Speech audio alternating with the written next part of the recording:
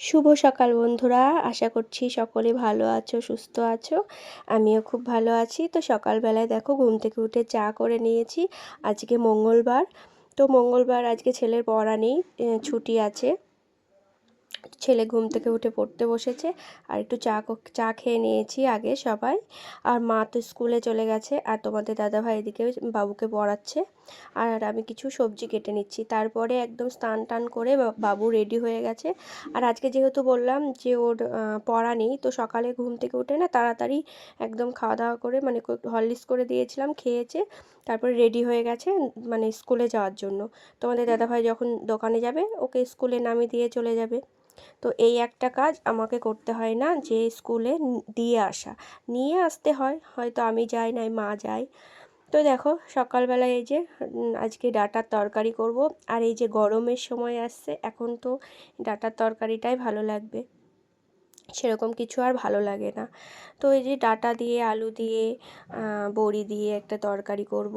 তো আমাদের সবাই এই তরকারিটাই পছন্দ করে, আমার বাবুও খায় জানো তো। ও অনেক কিছু মানে সেরকমই করে না, কিন্তু এই তরকারিটা খায়।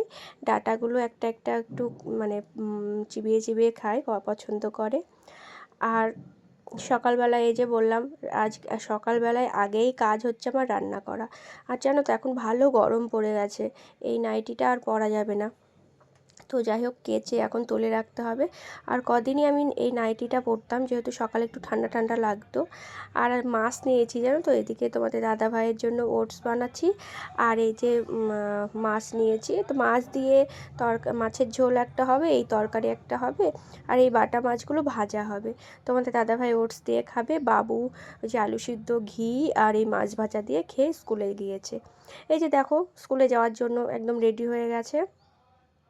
আর তোমাদের দাদাভাই যে জ্যাকেটটা নিতে ভুলে গিয়েছিলো, কারণ আসার সময় কি বলো তো, স্কুটিতে আসে তো একটু ঠান্ডা ঠান্ডা লাগে, আর এই ঠান্ডাটা যদি লেগে যায় তাহলে তো খুবই শরীর খারাপ করবে ধরো। সেই জন্য জ্যাকেটটা নিয়ে যায়, আসার সময় গায়ে দিয়ে আসে, আর যাওয়ার সময় এই যে গেঞ্জি গায়ে দিয়ে যায়।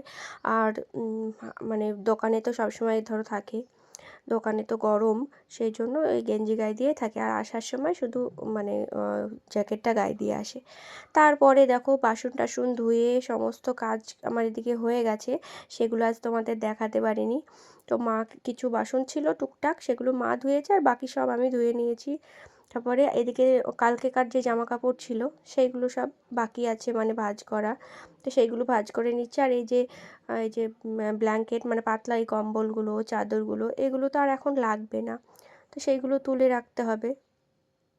আর ছেলের কিছু জামা প্যান্ট আছে, সেগুলো তুলে রাখবো, বিয়েবাড়িতে পরেছিল ছেলে, তো এগুলো গুছিয়ে রাখবো।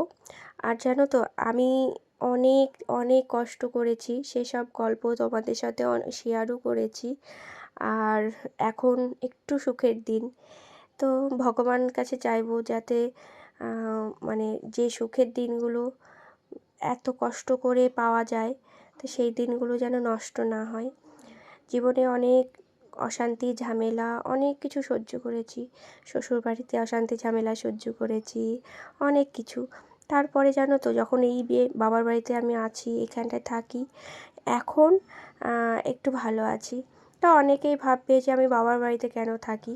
তো আমার মা অসুস্থ ছিল, সেই থেকে যখন ওই যে লকডাউন দিয়েছিল করোনার টাইমে, তখন থেকে আমি এইখানটায় থাকি। আর আগের চ্যানেলে আমি আমার শ্বশুরবাড়ির ভিডিও দিয়েছিলাম, এটাতেও দেব। তো সেই জন্য এখানেই থাকি। আর শ্বশুরবাড়িতেও যাই আসি মাঝে মাঝে। আর একটা দেখবে যেখানে থাকা হয়, যেখানে একটা সংসার হয়ে যায়, সেখানে থেকে আর অন্য জায়গায় যাওয়ার সেই টাইমটা হয় না। যে টাইমগুলো বাড়িতে থাকি সেই টাইমগুলো এই কাজ করব, এখানে দরকার আছে এগুলো করব, সেই ভেবে হয় না। আর আমি এদিকে অনেক বছর এখানে আছি।